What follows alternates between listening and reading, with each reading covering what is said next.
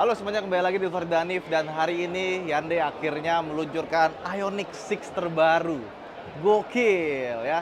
Ini mobil kalau kita lihat langsung itu lebih keren karena ternyata bentuknya tuh lebar dan panjang. Panjang sekali ini mobil, bahkan wheelbase-nya 3 meter.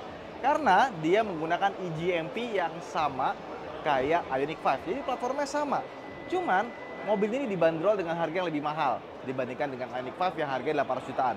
Yang ini harganya 1,197. Jadi 1,2 M kurang 3 juta rupiah. Tapi kalau dapat yang cat door seperti ini itu nambah 3,5 juta rupiah.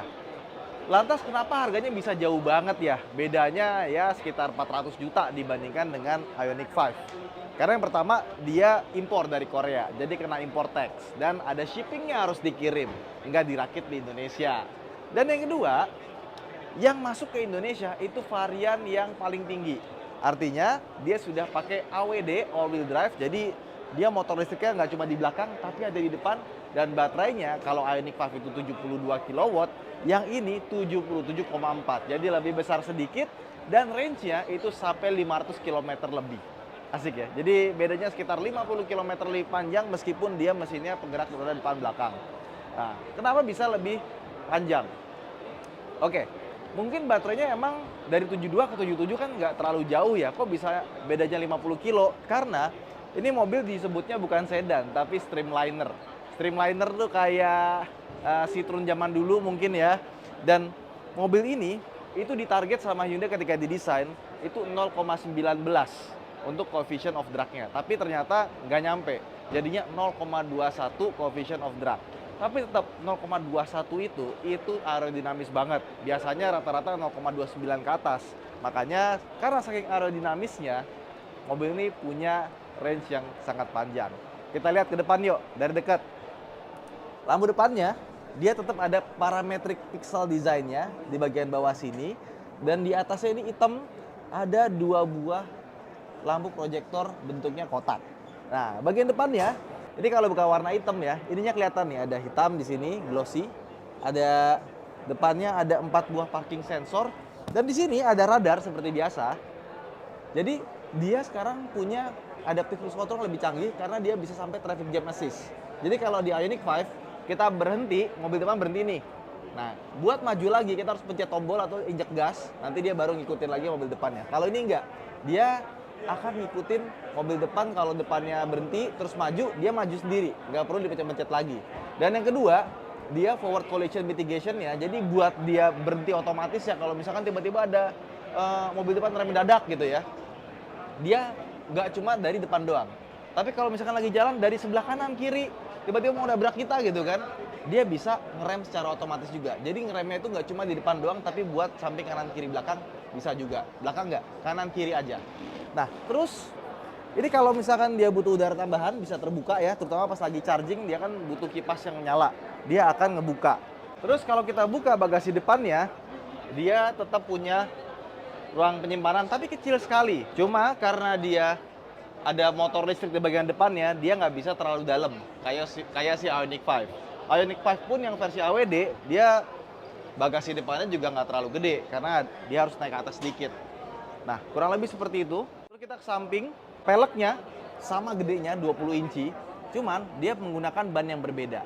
Kalau Ioniq 5 dia pakai Michelin Pilot Sport EV, yang ini pakai Pirelli.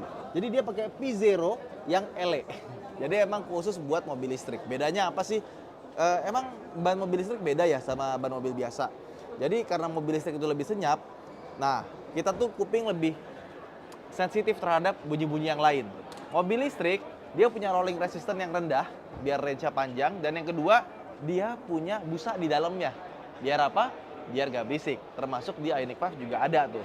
Nah, ke samping sayangnya dia nggak dapat spion yang pakai kamera ya. Jadi udah ada digital spion, tapi yang masuk Indonesia belum. Sama dia ada kamera 360 juga, dan gue suka nih. Di sini ada kotak-kotak buat lampu sen. Nah, di atasnya dia ada sunroof tapi belum panoramik ya, jadi cuma segini doang. Karena nggak bisa kalau terlalu panjang, dia kan agak stupi ke belakang ya. Nah, cuma lebih ganteng lagi kalau misalkan belakangnya itu dikasih warna hitam sih. Jadi kelihatannya kayak kacanya tuh nyambung sampai ke belakang. Nah terus handle pintunya kurang lebih sama desainnya kayak Ioniq 5, cuma beda nih ya. Dia lebih membulat di bagian ujung-ujungnya. Terus warna bawahnya ini kan two tone, yang bawahnya tuh abu-abu, atasnya silver. Bukan silver, gold mate. Peleknya ke belakang juga sama. Nah, bagian belakangnya ini. Ini pas tadi kita di tempat test drive ya, ngeliat mobil ini ya. Pas lewat mobil lain jalan, itu kayak, pas mobil ini lewat tuh kayak apa ya? Kayak dunia berhenti sesaat gitu. Karena desainnya keren banget. Kalau lagi di video atau di foto mungkin biasa aja, pas lihat langsung gokil. Ini kerennya Pol. Di sini dia ada kotak-kotak gitu ya, pixel panjang sampai ke belakang, dan ini semuanya nyala warna merah kalau dinyalain lampunya. Di sini juga ada ya, ini ada kotak-kotak lagi di dalam. Ini juga nyala kalau kita ngerem. Jadi kalau dari belakang tuh kayak Porsche ya, tapi Hyundai. Bahkan bentuknya lebih Porsche dibandingkan dengan Porsche. Nah, di sininya ada mata kucing sama ada lampu mundur di bagian sini. Bagian belakang juga ini keren banget sih. Dan ini dibikin black glossy. Kemudian di bagian sini ada dua buah kotak. Kotak pertama ini adalah kamera mundur. Yang sini untuk membuka bagasi belakang. Nah, karena desainnya dia Sloopy bagian belakangnya ya, otomatis bagasinya pun tidak terlalu besar. Tapi dia panjang sampai ke dalam. Jadi kalau kita mau bawa barang bawaan, itu bisa lah yang panjang-panjang.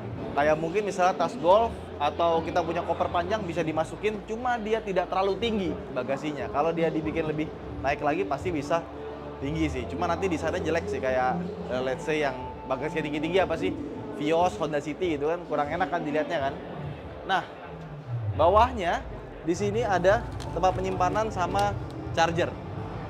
Oke. Terus di sini ada pull, jadi kita bisa tarik, nanti kursi baris belakang dia akan tidur dan bisa di split kiri kanan. Nah, sekarang kita masuk ke bagian belakang ya.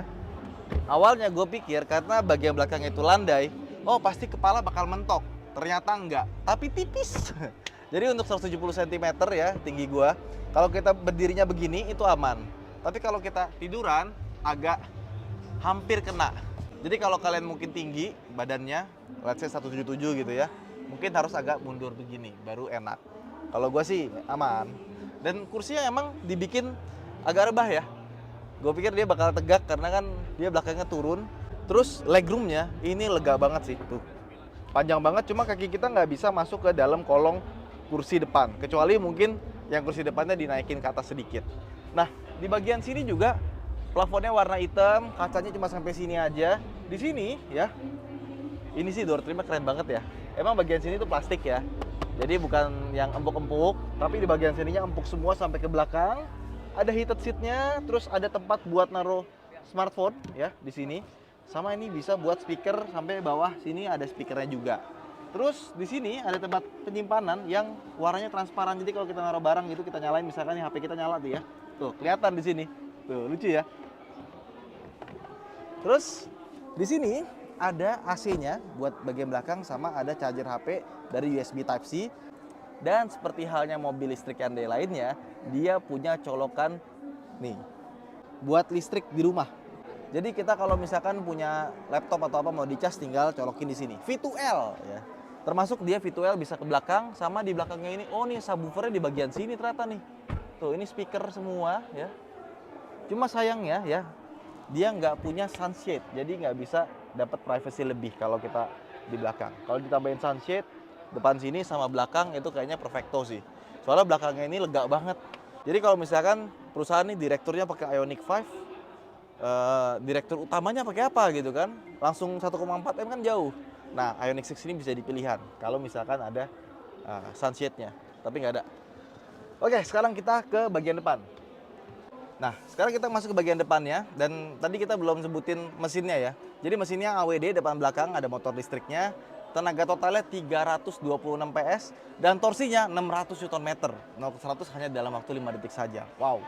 Nah, pas masuk ke dalam, karena dia masih pakai plafon yang sama dengan Ioniq 5 eGMP, maka dalamnya kita akan menemukan banyak sekali perintilan yang sama dengan Ioniq 5. Kayak misalkan layar ini sebenarnya sama, terus bagian sininya sama, terus setirnya pun juga sama, tapi ada bedanya. Jadi bedanya di tengah-tengahnya ini dia ada 4 buah titik, dia nyala buat nunjukin baterai dari mobil ini. Terus tombol-tombolnya dibikin sedikit berbeda, tapi secara fungsi sama, hanya saja dibalik. Jadi untuk yang audio sebelah kanan, kalau Ioniq sebelah kiri, Yang cruise control dan kawan-kawannya ada di sebelah kiri, tapi drive modenya tetap ada di sebelah kiri. Kemudian beberapa grafisnya juga dibuat berbeda di bagian sininya, dan untuk menu-menu di sininya itu lebih sedikit karena kurang satu. Sama aja sih sebenarnya sih, secara fungsi nggak ada bedanya, tapi di sini dia punya warmer. Jadi kalau kita mau pakai pemanas itu nggak cuma ada di kursi, ada di setir. Ya mungkin orang bilang ngapain gitu kan, tapi kalau kalian udah pernah pakai pemanas setir buat di tangan itu enak banget sih, bagus ya. Terus audio juga sama, dia pakai Bose, tweeternya ada di bagian sini, dan dia punya ambient slide itu lebih banyak dan lebih rame ya. Jadi ada di bagian sini, terus dia ada di bagian atas sama bagian bawah, dan warnanya bisa diubah-ubah, bahkan bisa dibuat mengikuti gaya berkendara kita. Jadi kalau kita gas gitu ya kenceng, nanti dia bisa ikut berubah jadi merah-merah. Nah terus menunya ini, menu driving convenience-nya itu atau drive resistance ya, dia tuh sama kayak punyanya Kia EV9, jadi udah model terbaru. Ada drive mode bisa diatur dari sini, sama my drive modenya bisa diatur di sini. Jadi kita bisa maximize, standar, atau minimize. Nah, steeringnya bisa diatur, accelerationnya bisa diatur, drive line-nya bisa diatur, 2WD, rear wheel drive doang, auto AWD atau AWD full. Bisa jadi cuma AWD doang. Dan ini ada steeringnya normal atau sport. Tadi gue coba kayaknya yang sport ya, itu setirnya tuh bobotnya pas banget, enak. Kemudian dia juga punya kamera 360 ya. Ini bagasinya kayaknya lagi dibuka, makanya dia ngadepnya ke atas. Kemudian untuk storage ya, storage-nya tuh cukup gede juga. Di sini buat ngecas HP, di sini ada 2 buah cup holder, sama di bagian tengah sini ada tempat penyimpanan yang gede banget ya. Cuma dia nggak bisa digeser atau maju mundur, jadi nggak kayak Ioniq 5. Nah, di sini ada tempat yang cukup lega dan ada 2 buah colokan USB. Yang ini USB-nya biasa, sama dia punya panel di bagian tengah, ini untuk power window-nya. Jadi power window-nya tidak ada di bagian sebelah kanan, semuanya ada di tengah. Jadi kayak berasa kita bawa BMW jadul ya. Dan di bagian sini, bukanya sudah normal. Udah nggak yang ditarik lagi kayak Ioniq 5. Cuma lebih menarik yang ditarik sih. Dan ini di dalam banget tuh. Kita bisa naruh barang sampai ke dalam palung Mariana tuh. Gede banget. Oke, kursinya sendiri menurut gue nyaman banget ya. Jadi kurang lebih rasanya kayak Ioniq 5, tapi dia lebih pendek. Jadi kaki kita lebih lurus rasanya, dan posisi duduknya pun juga rasanya lebih pendek sih. Gue lebih seneng ya. Ini bisa turunin lagi. Jadi benar-benar rasanya seperti bawa sedan. Ya emang sedan sih. Sama dia sekarang punya head-up display. Kita bisa ngeliat ada layar di bagian atas sana. Dan di atas ini sayangnya dia belum ada Blue Link. Jadi untuk Ioniq 6 yang versi Indonesia belum ada Blue Link-nya. Kalau di Korea dia udah ada. Dan ininya bagus nih warna hitam ya. Jadi plafon warna hitam sama bagian sini warna hitam tuh membuat mobil itu rasa jadi lebih mewah. Begitu pula dengan build quality dan fit finish-nya bagus banget. Di sini dia pakai bahan-bahan empuk. Di sini juga ternyata bahannya empuk sampai ke sini ya. Di sini juga empuk semua kecuali bagian atas ini ya. Cuma dibikin kayak ada rubber finish-nya, cuma bukan rubber sih. Nggak selengket itu. Sama di sini dibikin ada garis-garis gitu loh, bagus. Dan di sini ada kotak-kotak gitu loh, keren ya. Ya wes, daripada berlama-lama kita langsung test drive aja yuk. Let's go. Jadi pas kita masuk ke Ioniq 6, yes, rasanya mirip-mirip kayak kita bawa Ioniq 5 sama Kia EV6 karena emang satu platform. Even tempat duduknya pun rasanya sama gitu kan, rasanya suspensinya ya. Ya, sama rasanya, cuma ini kayaknya dibikin lebih stiff dikit karena emang dia pengen lebih sporty. Jadi tadi gue udah jalan-jalan juga sama Omobi ya, waktu dapat gilirannya Omobi, dan impresinya kurang lebih ya mirip-mirip lah karena kan sama-sama eGMP, dan itu hal yang bagus karena eGMP itu emang bagus banget sih. Dan mobil ini dia punya head-up display. Jadi dia ada kotak sini bolong, ada proyektor ke depan, terus setirnya ada ininya, heated steering wheel-nya. Jadi heatednya itu nggak cuma di bagian kursi aja, termasuk pendingin juga ada ya. Ini front climate, nah ini lagi dingin ini. Lu pakai dinginan Sen, nggak apa tuh. Sama dia punya bagian belakang sini yang berbeda, tapi pas kita sendiri masih agak terasa keras sih. Cuma dia kayak ada kontur buat ngikutin si kepala kitanya ya. Nah, yang spesial adalah mesinnya karena dia 326 PS all wheel drive. Jadi pasti rasanya kenceng banget. Bahkan ini kita coba akselerasi ya. Dari berhenti. Pegangan. Pegangan Sam. Oke. Pegangan Sen. Oke. Tuh, 2 3. Wuh, gila kenceng banget. Kenceng banget. Ioniq 5 ini pas kita nyobain Ioniq 6 ya, langsung kayak waduh, Ioniq 5 ini langsung gak ada apa-apanya. 0 ke cepet 5 detik doang dong. Jadi kebayang kan seberapa kencengnya mobil ini, dan mobil ini adalah mobil yang sangat efisien dari hambatan anginnya ya. Jadi dia cuma 0,21 coefficient of drag-nya. Ya, makanya dipakai buat di tol pasti ini bakal lebih irit dibandingkan dengan Ioniq 5. Kemarin Ioniq 5 kita coba itu dapat sekitar 495 dari klaim 451. Ini mungkin klaimnya kan 500 lebih ya, 501 kalau nggak salah. Kayaknya bisa lebih deh, bisa 600 mungkin. Karena kita kan nyobanya di tol-tol ya, harusnya pasti bisa lebih. Gila sih ini mobil. Anda Ioniq 5 ada yang all wheel drive pasti sama kencengnya ya. Bahkan yang ini tapi bisa lebih kenceng. Si Ioniq 5 itu dia untuk mobil Ioniq 6 ya maksudnya, untuk yang wheelbase-nya 3 meter, ini sih menurut gua buat muter balik masih oke lah. Karena wheelbase 3 meter tuh gede banget, panjang banget. Oke. Emang dia dibikin agak kaku ya dibandingkan dengan yang Ioniq 5, tapi masih oke lah. Sama aktif soundnya itu ada suara ngung gitu, terutama kalau kita berakselerasi ya. Ya. Kalau gue lebih pilih dimatiin sih sebenarnya sih. Jadi kayak noise ya. Tapi so far kalau kalian suka naik Ioniq 5, pengen kelihatan beda dan pengen dapat mesin yang lebih kencang, ini nih jawabannya.